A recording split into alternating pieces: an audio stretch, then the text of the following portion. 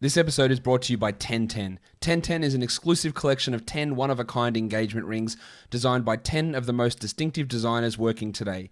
Using only diamonds responsibly and sustainably sourced from Botswana, 10 design masters have each produced a uniquely beautiful diamond ring, launching exclusively on January the 18th at BlueNile.com. This exciting limited edition collection of diamond engagement rings launches on January the 18th, and you can preview it exclusively at BlueNile.com. In this episode, I'm going to be recapping all 9 games from Monday. Michael Bolton. Thanks, Josh. It's Michael Bolton here, and it's time for another episode of the Locked On Fantasy Basketball Podcast. Let's get to it. Let's get to it, indeed. You are Locked On Fantasy Basketball, your daily fantasy basketball podcast, part of the Locked On Podcast Network.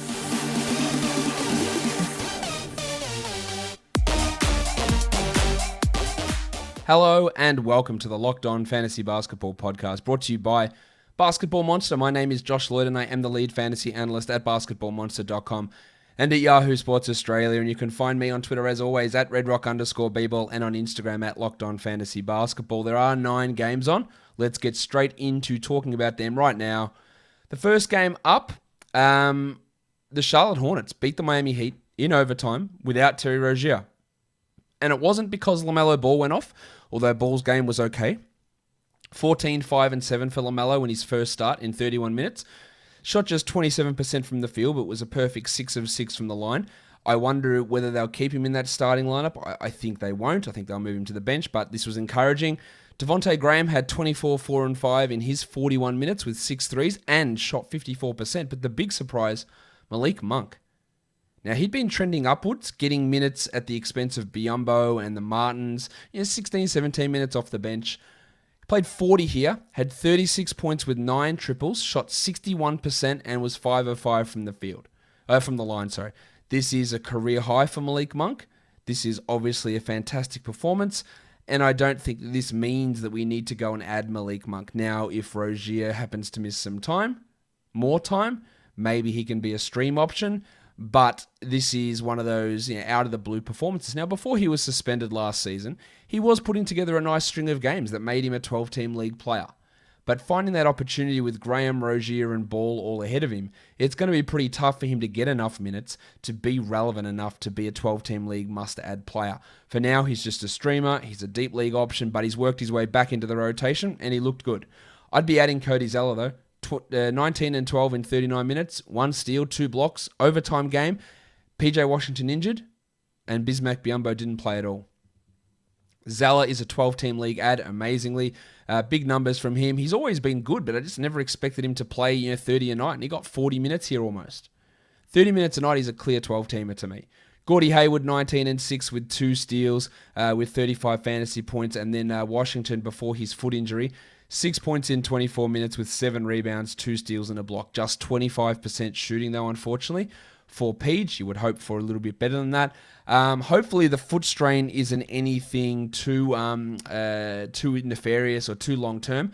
If it is, then we're looking at someone like Miles Bridges to be able to come in and have an opportunity there. Now, Bridges didn't particularly excel here with just 7 points, but 5 assists and a 1-1 is all right, but he'd be the guy that I'd want to watch in that scenario. For the Heat, basically everyone's back apart from Mo Harkless. So Tyler Hero played 33 minutes. He only had 11 points on 30% shooting. The 8 assists are nice, but we know that when Butler and Adebayo and Dragic are all firing, he isn't the same player as he is when those guys are out. Still must be a 12-team league player. As for Butler, 25 and 9, 4 steals, 5 assists. People were very much panicking on Butler. I think we're okay there. While Adebayo had 23 and 9, and of course, assists dropping off, no surprise, 3 blocks there as well. Max Strus, he went bananas in this one. 19 points in 20 minutes with 5 triples. Not much else. I've been relatively impressed with Strus in the limited time that he's got this year, but it's a bit of an uphill battle to find a consistent enough role, but he's playing over Kendrick Nunn. Nunn out of the rotation with everyone back. Nobody should be surprised there. Of course, Nunn is a clear drop. Now, he's rostered in still a ton of 12-team leagues. He is a clear drop, Kendrick Nunn. Strus just a name to watch as a two-way guy. Dunk Robinson had 16 points with 4 triples. At this point, he's just really a 3-point specialist. I don't see him as just that absolute lock-in, shallow league, all-league, must-roster guy. He is still the 116th ranked player this year, but in points leagues, I'd move on. No worries. And you've got to treat him more as a 12-team specialist. Kelly Olynyk started, but only 22 minutes. 11-7 is fine for him, and he can be a 12-team league guy. I wouldn't say that he necessarily is, and if you need to open a roster spot in a 12-team league, Olynyk can be someone that can be moved on from. Let's move on now to the next game. The Lakers, they beat the Atlanta Hawks 107-99 in the end. LeBron, just a little bit underwhelming again with the percentages. Although the 82% from the line is good, he made up for that late with a few, but 42 from the field, 21, 7 and 9, 2 steals and a block with 50 fantasy points. He still remains the 25th ranked player this season. Still some work to go to get back up into that top 15, top 10. He's not going to do it. And Anthony Davis, we talked about him on the Buy Low show, hoping we could get better percentages. 71% from the field and 83% from the line. That is definitely more like it. Only 2 boards is annoying, but 25 points, 1 steal, 3 blocks. A nice return. 37 fantasy points as well. Montrezl Harrell had 19 in 29 minutes with 3 rebounds, 2 steals and a block, so bringing the defense and bringing the efficiency. Well, Schroeder started out well, but faded to just have 16, 3 and 3. He's not a top 150 player, and I think that you can look at him as more of a streamer rather than a must-roster player. KCP, only the 3 triples in his 27 minutes, while Horton Tucker looks like he's replaced Markieff Morris in the rotation. Remember the talk at the start of the year? Man, I've got to make sure I get Horton Tucker in my 12-team leagues. It was always nonsense at the time, and it seems even stupider at this stage now. At least he's back in the rotation, and he can be that very deep league guy. And we see he's still got talent, obviously, but never going to be a 12-team league player, while Kuzma had 5 points in 19 minutes, and I still cannot understand why he's rostered in as many leagues as he is. For the Hawks, they were without DeAndre Hunter, so Cam Reddish started. He played 29 minutes and had 6 points. Didn't have a steal, didn't hit a 3, didn't get a block. I wouldn't say that he is a must-roster 12-team league player. He's more of a streamer. He's more of a 14-team league guy, a steals and threes type specialist, while Kevin Huerter had 10 and 4 with 3 threes. Again, not a must-roster 12-team league guy either.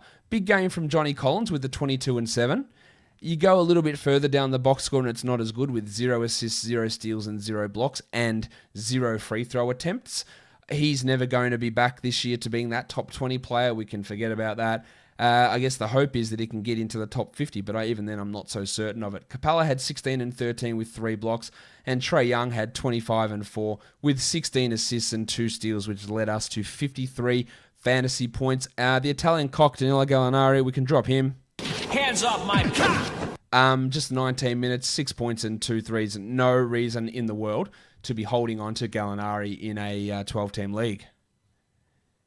Guys, the Super Bowl, it's coming up. You got your player props sorted. You worked out which team you're going to take. The Bucks, the Chiefs. I'm taking the Chiefs, and I'm taking them with the points that are off. And the last time I checked, they were 3.5-point favorites. You want to place your bets, and you want to use your sporting knowledge. There's only one place that has you covered, and there's only one place that we trust, and that is betonline.ag. Sign up today for a free account at betonline.ag and use the promo code LOCKEDON for your 50% welcome bonus. You can also bet on NBA games, NBA futures. LeBron is the MVP favorite over at betonline.ag, closely followed by Nikola Jokic and then Joel Embiid. I would be having that money on Jokic and Embiid at this point, but if you want to take that bet, you can. LaMelo Ball, the favorite for Rookie of the Year. Don't sit on the sidelines anymore. Get in on the action, and don't forget to use the promo code LOCKEDON to receive a 50% welcome bonus with your first deposit.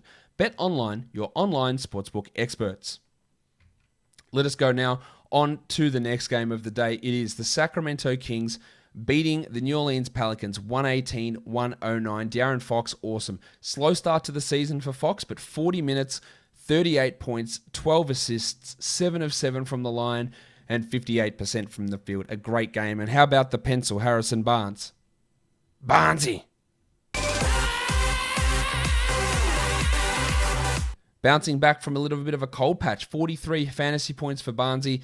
24 and 8, 5 triples, 4 assists, a steal and a block, really good efficiency, solid usage. Those numbers are 12-team league numbers. There's no doubt about that. While Rashawn Holmes had a career high, tied a career high with 6 blocks. He had 17 and 10 in 33 minutes. And the Hassan Whiteside circle jerkers can go ahead and drop him. He played just 14 minutes. Holmes is the better player. The Kings know he's the better player. They played him more minutes, and it worked in their favor. So go and drop Hassan Whiteside. Marvin Bagley got ejected. He played 22 minutes and had 10 and 4. Not a 12-team league guy, while Hield had 16 and 8. And Tyrese Halliburton, extraordinarily low usage again, just 9.9%, with 5 points, but 11 boards, 6 assists, 1 steal. He is the 69th ranked player so far this season. Giggity. And he's a must-roster 12-team league guy. In points leagues, it's not so clear-cut for Halliburton. I don't know why. Again, why do I say his name so weird sometimes? Halliburton. 29 fantasy points today. He's the 96th ranked player overall. So you still want to have him in 12-team formats, but he's nowhere near as good as what he is in a category league. I think that's pretty clear. Healed the 16-8 with 4 threes there as well. For the man, Jesus, this illness is killing me. The Pelicans, Zion Williamson had 41 fantasy points. And in category leagues, this is what we want. Only 31 minutes for Zion. Only 46% shooting. 17-8, 2 assists. He hit a 3, but 2 steals and 3 blocks. I'm not calling this real because it's not yet, but this is what he did in college. Big block numbers, big steal numbers, consistently. If we get that coming, then top 20, Zion is a realistic possibility. You pair that with hyper-efficient scoring, some good rebounding, hitting all his free throws. There is the makings of a very good fantasy player. In fact, even over the last 2 weeks, he's the 35th ranked guy in category leagues. In points leagues, he is the 29th ranked guy in that time, and he dropped 41 fantasy points here. He's averaging 38 over the course of the year. But those defensive numbers are super interesting. Nickeil Alexander-Walker only played 18 minutes, 7 points, 1 steal. Still just a bit of a stash guy, while Kyra Lewis had 2 points in his 16 minutes. Bledsoe was all right, 14 points, but most importantly, he played 36 minutes, and Lonzo had 14, 2, and 5 with 3 steals. I think that a trade is coming for this team at some point soon. I don't know what they're doing. They just keep losing, just trotting out this same bullshit. Yes, they were without Steven Adams, but that shouldn't really make that much of a difference. Jackson Hayes started. He got 4 fouls in 11 minutes, and Billy Hernan-Gomez took over. 13 and 11 for Bill in 29 minutes. Remember, he'd have these games for Charlotte and most commonly for the Knicks, and then at times they realize just how horrendous he is defensively, and he gets phased out. So while Adams is out, maybe Hernan-Gomez is the better option to Hayes. I think that's a distinct possibility. But long-term, there's no value there. Ingram had 20 and 5 with 2 assists and a 1-1. Pretty inefficient game, while Josh the Hitman Hart had 15 and 13 in 32 minutes. Good game from Hart. Extra minutes at the expense of Alexander Walker. I wouldn't be rushing to add Hart. He's more of that 14-team league guy versus being any sort of 12-team league option. Let's go now on to the next game we look at, and we've got the Houston Rockets really dismantling the Oklahoma City Thunder. 136-106 for the Rockets. Johnny Wall only played 22 minutes but had 18, 6, and 5 with 2 steals, a block, and 4 threes. The Crucifix Christian Wood just 26 minutes, 18 and 11 with 2 threes and 2 blocks. Because he played limited minutes and the whole team played limited minutes, Boogie played 21, had 17 and 8 and 5 threes. And unless you think the Rockets are winning by 30 every game, this is not an indication to go and grab DeMarcus Cousins. Wood played 26 minutes, therefore Cousins played way more minutes than we're used to. Don't use this as a 12-team excuse to add. 25 points for Eric Gordon. I'd try to sell high after this. He played 22 minutes, while Daniel House had 13 with 4 threes in 26 minutes, and Oladipo had 15, 3, and 7. Overall, they just dominated against the Thunder, so big numbers right across the board for this squad. We even had 17 minutes of Ben McLemore and 9 minutes of Mason Jones to show you just how dominant they were. 11, 7, and 4 for Jay Sean Tate also. Tate and House, they're not 12-team league guys. They're more 14, but probably more 16-team league guys if we're being honest, especially in Tate's case. For the Thunder, Al Horford wasn't great, but 12 and 7 with 2 steals, a block, 3 assists, and 2 threes in 25 minutes is very good. He's a must-roster player. 19 points with 5 assists and 2 blocks for Gilgeous-Alexander is good, while MC Hamidou Diallo... Stop. Hammer time. He had 15 points in 15 minutes with 4 assists and a steal.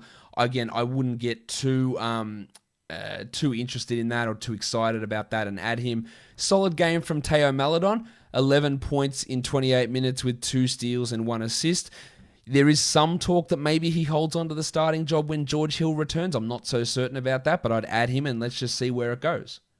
They are going to be sending Alexei Pokusevski to the G League bubble, it appears. So that means that someone like Kenrich Williams, can be in the rotation. That's just a deeper league play, 7 and 4. But what they could also do is play Isaiah Roby, who played 12 minutes here, had a unconventional Richie Beno. 2 for 2. 2 points, 2 steals, and 2 blocks.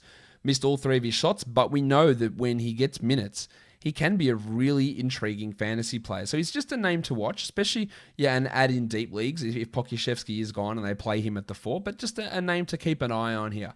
Baisley, rough from the line, 2 of 4, but 15 and 6 on 46% shooting.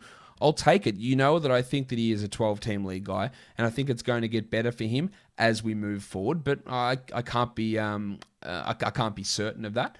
But it was pretty solid from him in this one. While Lou Dort, just the 7 points in 24 minutes. No, my son is also named Bort. I don't believe Dort is a must-roster player in 12-team leagues. I think he's more of a steals and 3 streamer. Like, he's 73rd ranked player this year. That, to me, does not scream must-roster at all.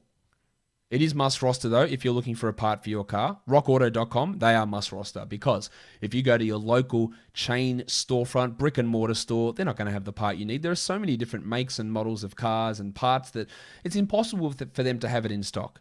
And they'll just have to get on their computer, they'll have to order the part in, and you have to wait anyway. And you've wasted precious time getting out and mixing with people who probably have COVID, to be honest. Let's be honest.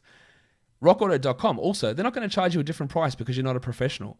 Their prices are always reliably low, and the same for professionals and do-it-yourselfers. Why would you spend up to twice as much for the same parts? The RockAuto.com catalog is unique and remarkably easy to navigate.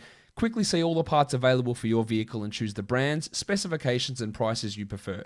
Go to rockauto.com right now and see all the parts available for your car or truck. Write Locked On in their How Did You Hear About Us box so they know we sent you. Amazing selection, reliably low prices, all the parts your car will ever need. rockauto.com. All right, let's go now on to the next game of the day. We're looking at the Knicks falling to the Chicago Bulls, 110-102. Julius Randle's efficiency continues to fall because we know that his legs must be dying. They must be just blowing up every time he's out there. 39 minutes, 23, 11, and 7. Good counting stats, but just 44% from the field, 89 from the line. And then we had Nerlens Noel, 28 minutes for Noel, 5 blocks. We know he's an excellent source of blocks and steals as a streamer, but those 28 minutes are absolutely a surprise, to be sure, but a welcome one.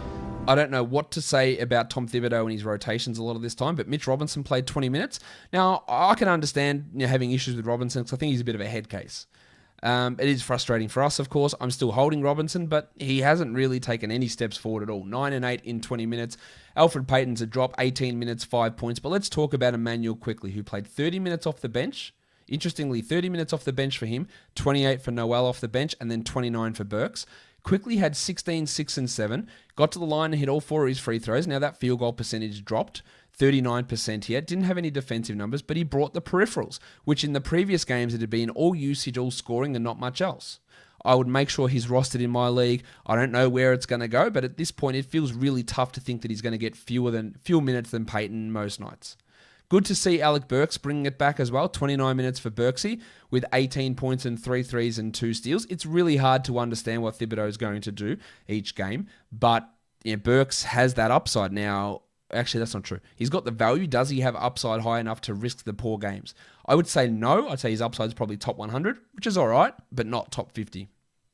I wouldn't be rushing to add him after this. Rowan Barrett had 14 and 7 with a 0-0. Not his best game.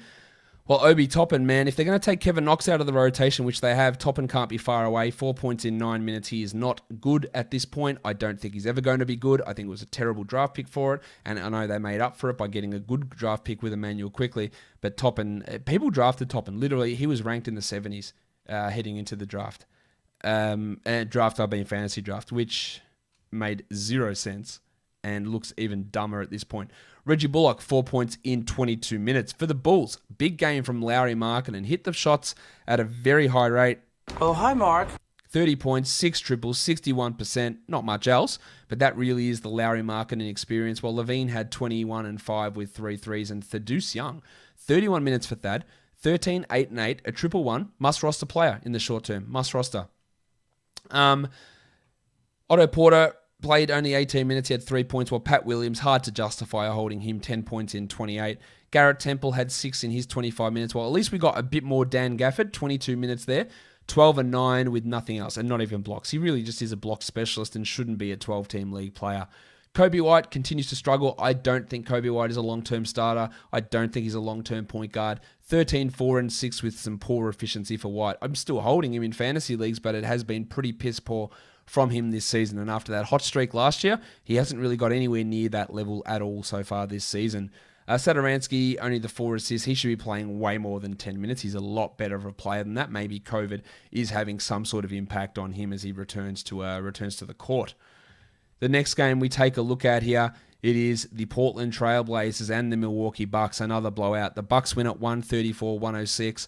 Nasir Little played 30 minutes, had 30 points with 5 triples, 6 rebounds, 1 steal, and 2 blocks. I want them to give every minute that Carmelo Anthony plays to Little and just see what he can do. There's so many injuries, McCollum, Nurkic, Jones, Collins. Let's see what Little can do.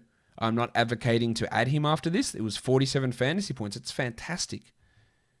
I'm not advocating he's an ad, and he's not going to be this good most nights, shooting 61% and having a usage of 27%. But it is intriguing. Add him in 20-teamers, maybe 18-teamers, and let's see where it goes. 17, 3, and 7 for Lillard, while Simons had another strong game. I'd add Simons in 14-team leagues. 15, 3, and 5 with 2 blocks for Anthony, while Bob Covington, Jesus Christ, can this guy hit any shots? 2 of 9 from the field for 5 points. He did have 8 boards. He did have 2 steals, and I think at this point, we're just looking at him as a steal specialist. I don't really know what more he could be. Like, he's not getting blocks. He's not hitting shots. He's not doing anything apart from getting steals. And I think we should be viewing him that way. Is he a drop? In points leagues, yes. In 10-team formats, I would consider it. I wouldn't do it, but I would consider it. Enes Kanter had 10 and 11, while Rocket Rodney Hood, 5 points. Gary Trent, the shot didn't fall, and you know what's going to happen. As soon as I say the shot didn't fall, he offers nothing. 2 rebounds, 0 assists, 1 block, 23% shooting. He is hot and cold, and worth having for the short term in 12-teamers, but realistically not a long-term guy.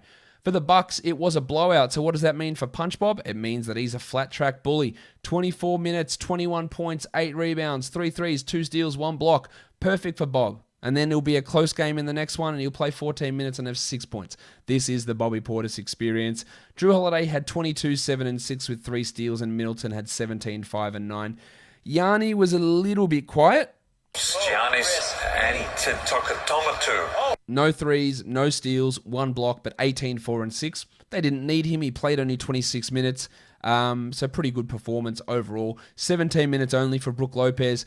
Dante DiVincenzo brought the steals, 2 of those in 18 minutes. So this game was over so bloody early that we didn't need to see minutes from majority of these players. It was also a good game from DJ Augustin's 13 points with 6 assists, but I don't really see any necessity to do anything with him from a fantasy point of view.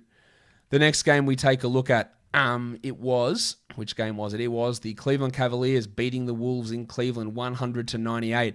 No Towns, no Hernan Gomez, no Culver, and Anthony Edwards got another start. It wasn't as good as his previous ones, and it was pretty similar to a lot of these other empty games that he's had. 13 points with 2 triples, 23 fantasy points overall, 2 assists, 3 rebounds, 1 steal. Nothing spectacular.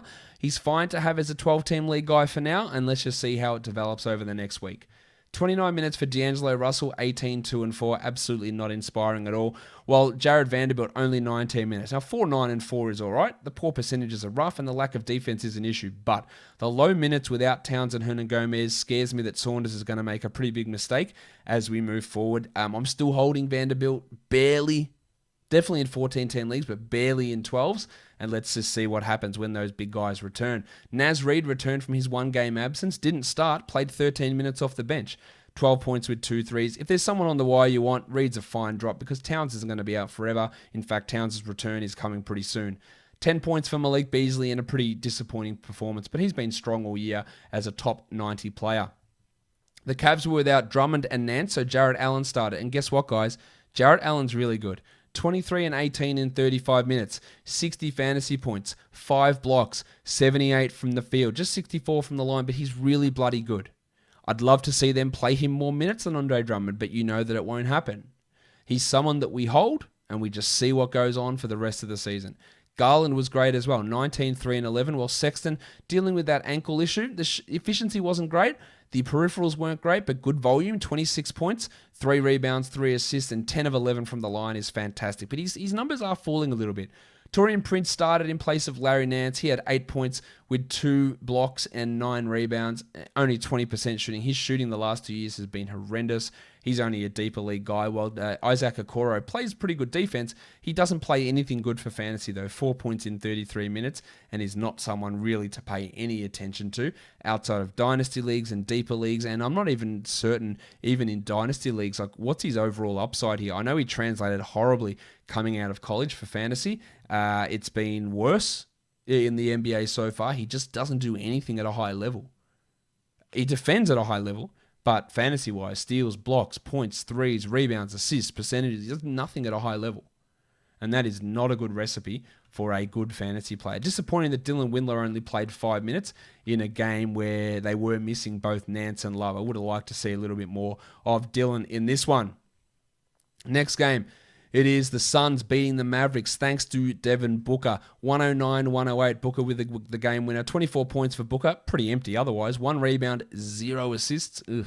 That's part of the reason why Booker's so low this year, the 50th ranked player, is he's just not getting any of those assist numbers.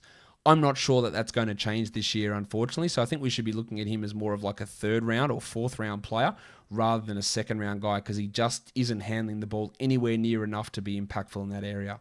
Chris Paul was amazing, 34-9-9 with 2 steals on 70% shooting, while DeAndre Ayton pulled down the boards. Not that aggressive offensively, 10 points on 12 shots, but the 17 rebounds are nice. And Cam Johnson played 35 minutes and obviously outplayed Jay Crowder, who only played 15 of them here in this one.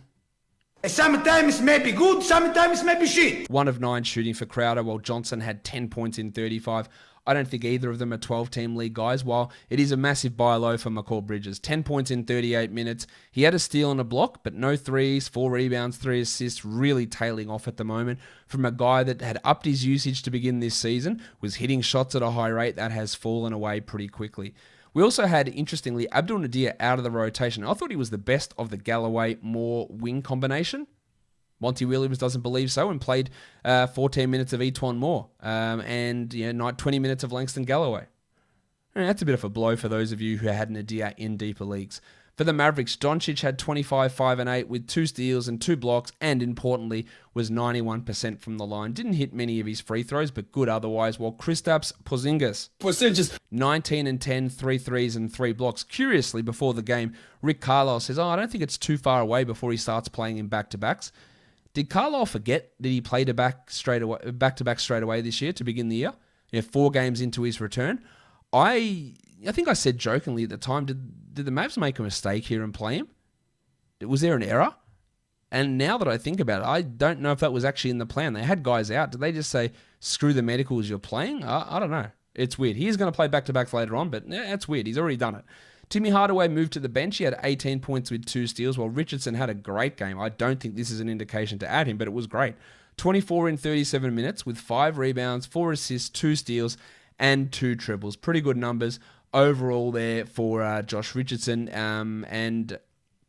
Not something that I think is particularly indicative of what he's going to do moving forward. He did have, 40 fantasy points in this game, averaging under 20 over the course of the season. Hardaway is the 129th ranked guy this year in category leagues. I don't think he's a must roster, but his scoring's pretty nice, while Finney Smith's the other guy who remains starting. 5 points for him, and Maxi Kleber straight into the starting lineup, played 18 minutes. Kleber's minutes will improve, but not enough to make him a 12-team league guy. He's more 14-teamer, much like Richardson, much like Finney Smith, and let's be honest, probably much like Tim Hardaway as well. The next game was another blowout. The Memphis Grizzlies. This Grizzlies team, mate, they have won 7 in a row, and they are under the radar. And they're doing it without Valanciunas, Jaren Jackson, Grayson Allen, and Justice Winslow. 133 Memphis, 102 San Antonio. Because I tell you who's really good? The wave pool. DeAnthony Melton. 17 and 7, 5 threes, 5 assists, 2 steals, and a block. Add him. Just add him and let's see where it goes. He is better than Tyus Jones, although Jones played well here. He is better than John Conchar. He is better than Desmond Bain. He is better than Desmond Bain, and he is sure as shit better than Dylan Brooks. Add him and let's see what happens.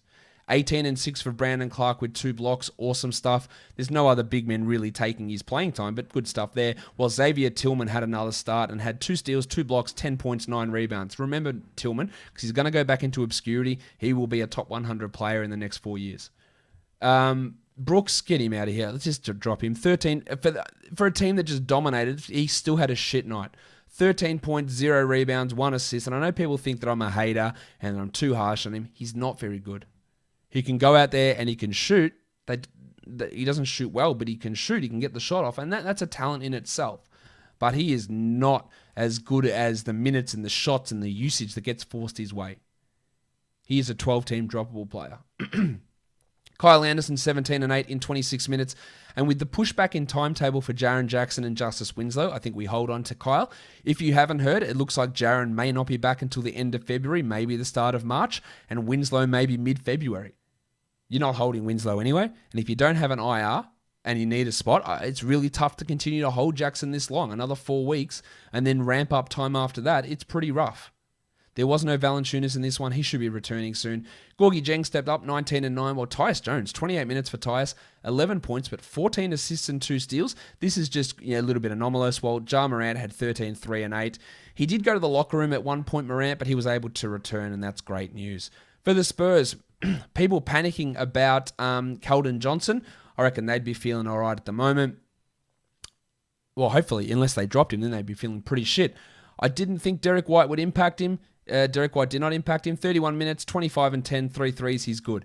18 minutes only for Aldridge. They just protect him at every opportunity. Now, he started off well, Aldridge, but yeah, I don't know. I'm still holding in 12-teamers. 8-teamers I drop. 10, probably consider dropping. DeRozan, 14, 5 and 6, while Maximum Derek had a pretty rough night. Maximum Derek. 5 points, but had 2 blocks, had 5 assists, had 22 usage with 20% shooting. So he's going to be better, as is DeJounte Murray, who had 6, 5, and 4. And Lonnie Walker, he is the guy that is losing out for Derek White. I know someone argued with me this the other day. I'm a Spurs fan. Believe me, Keldon's going to miss out. It's going to be Lonnie that gets the minutes. Maybe I'm wrong. I'm probably not, but maybe I'm wrong. It's going to be Lonnie because he is easily the worst player out of that trio. Out of Keldon, Derek, and Lonnie Walker. Lonnie Walker is the worst player there. Patty Mills had 11 points in 3 threes, but this was just an absolute ass-kicking of the highest order. And Memphis, they are getting it done after having so much time to rest and reflect after all their COVID absences. Let's have a look now at the top ads. DeAnthony Melton up 30%. He's a guy to add in 12-teamers. Thad Young up 25%. I'd add him in 12-teamers. Teo Maladon up 22%. Yeah, fine to add for now. Let's see where it goes. Not as high priorities as those other guys. 22% up for Anthony Edwards. He's not as good as the top 2 either, but I'd add him over Maladon. And then Emmanuel quickly up 21%. He should be added in 12-team leagues. So you can see the trends happening there. Get on those. In terms of drops, Alec Burks down 13%. Well, you'd be pretty disappointed after today, but I think it was the right move. Chetty Osman down 11%. Yep. Kendrick Nunn down 9%, clear drop. Torian Prince down 8%, clear drop. And Josh Richardson down 8%. Again, pretty disappointed if he did it today, but it was the right decision to make at the time, and I wouldn't be scurrying to go back and add him. The monstrous line of the night is Chris Paul. 34 points for Chris, 9 rebounds. He also had 9 assists. He has been putting up some really strong numbers, especially with Devin Booker out. This is the pièce de résistance. 4 threes, 2 steals, 70% shooting is obviously really, really strong from Chris. And it's just great to see him put up a game like this, especially when we're worried, is he a little bit washed? Are we going to get the steals back? Is he ever going to shoot well? He's the 32nd ranked player this year, but over the last 2 weeks, he's ranked 10th. 10th, Chris Paul, at this age, 10th. Amazing stuff. The rookie of the night goes to the cashier, Xavier Tillman. 10 points, 9 rebounds, 2 blocks for Tillman, and 2 steals as well. As I said, I really like this guy long term. As long as Valanciunas is out, he can be a 12-team league guy. That may not be much longer, though. It might not even be one more day, to be honest. But Tillman for the short term, and in just a name to keep in your head, if they do a trade and Valanciunas is out and Tillman starts, he's really bloody good. And he's going to be really bloody good as we move forward. So Xavier Tillman is your rookie of the night. Let's look at the top 10 players for category leagues today. Chris Paul, De'Aaron Fox, Malik Monk, Trae Young, Nasir Little, Harrison Barnes, Drew Holiday, Keldon Johnson, Lauri Markkanen, and Luka Doncic. Nobody would be too surprised with those. A breakout from Keldon Johnson, a nice game from Barnesy. Nasir Little and Malik Monk, the big surprises there for sure. In the top 10 points league performers, Jarrett Allen at number 1, Chris Paul 2, Fox 3, Trae Young 4, Jimmy Butler 5, Doncic at 6, LeBron at 7, Julius Randle at 8, Rashawn Holmes at 9, and Nasir Little at 10. All right, so we're just going to do, like we did yesterday, just a brief overview of Tuesday's action. More in-depth DFS value stuff will come on the pre-game show because with so many games I've already discussed today, I don't want this show to go too long, and so much changes in all these hours that we can more accurately assess it in the. So let's talk about what we need to watch for. The Toronto Raptors and the Orlando Magic, the first game. Norman Powell is questionable. There is no OG Anunoby for the Raptors. But what about scarves? OG. Stop OG. You better stop OG. So if Norman Powell's out, you'll get Terrence Davis, you'll get DeAndre Bembry, you'll get Stan Johnson stepping in there. If Powell plays, and he'll be the starter and he'll be worth a look. Of course, for Orlando, there's no Aaron Gordon. So we're probably going to see Gary Clark step in and start there. So that's probably the big news that we need to look for. The Clippers and the Nets is the second game. And with Nick Batum missed the last game for the Clippers, so we assume he returns. If he's out, Patrick Patterson will be the starter. James Harden missed the last game for Brooklyn, but he's not on the injury report, so he should be back. Now, Iman Shumpert won't be available for Brooklyn yet. Norval Powell will be. Let's see if they use him at all over Reggie Perry, or if he cuts into DeAndre Jordan's time at all. But the big one we've got to watch for there is Batum and how that impacts things. Portland and Washington is the next game. No McCollum, no Nurkic, no Derek Jones as well. So that's worth paying attention to. The Blazers again play on. They played on Monday, so they went with that similar lineup. Now whether Jones is ready to come back for this one or not, that remains to be seen. But we had Nasir Little starting, and we have to check on what that means for Carmelo Anthony and get more news on that one. For the Wizards, Hull Neto will be out once more. So that's the only real injury news we're waiting on for that one. The Wizards currently are favored by 2 points. The next game that we take a look at is the Grizzlies and the Pacers. The Grizzlies, we don't know if Jonas Valanciunas or Grayson Allen are going to play. They didn't play on Monday. We know Jackson and Winslow are out, and I did speak about them on the live stream earlier today. The fact that we're probably not going to see Jackson again until March is obviously annoying, and if you don't have injured reserve, it is almost impossible to keep holding him for that long, and I think you do have to drop him in that scenario. We don't know if Allen's going to be back, but if Valanciunas is out once again, we'll be getting Tillman most likely starting in that position. The next game, I don't know if this game's even going to take place. The Pistons and the Jazz. The Pistons game against the Nuggets was postponed because of an inconclusive test on the Pistons side of things, and then they had to do contact tracing. So obviously if there's issues with contact tracing and isolation and quarantine, then this game won't go ahead. But that's the major story there as to whether that game's actually going to get played. And then the last game is the Celtics and the Warriors. Draymond Green and Eric Pascal are both probable because that's important mainly for Pascal that he's going to play, is that James Wiseman is out. I don't think you can hold Wiseman through a 10-day wrist injury. He wasn't good enough anyway, and now he's going to miss almost 2 weeks of action and then have to come back and be good, in 4, 5, 7, 8 weeks' time, if at all. I think he's a drop in that scenario. The Celtics, of course, are going to be without Marcus Smart. So who starts there remains to be seen. Will they put Grant Williams in there? Will they go with Javonte Green? I don't think either of them are going to be great DFS options, but maybe there's something to see with those guys if that is the direction that they go. As I said, pre-game show, 6:30 p.m. tomorrow on the YouTube channel, as we'll be going through more of this information and talking about values for DraftKings and for Yahoo over there. All right, guys, that'll do it. Subscribe, Apple Podcasts, Google Podcasts, Stitcher, Spotify, YouTube. Give it a thumbs up. Leave a comment down below. Let me know what you think. Hey, happy to receive all sorts of criticisms and feedbacks. Drop them below in the comments, guys. We are done here. Thank you so much for listening, everyone. See ya.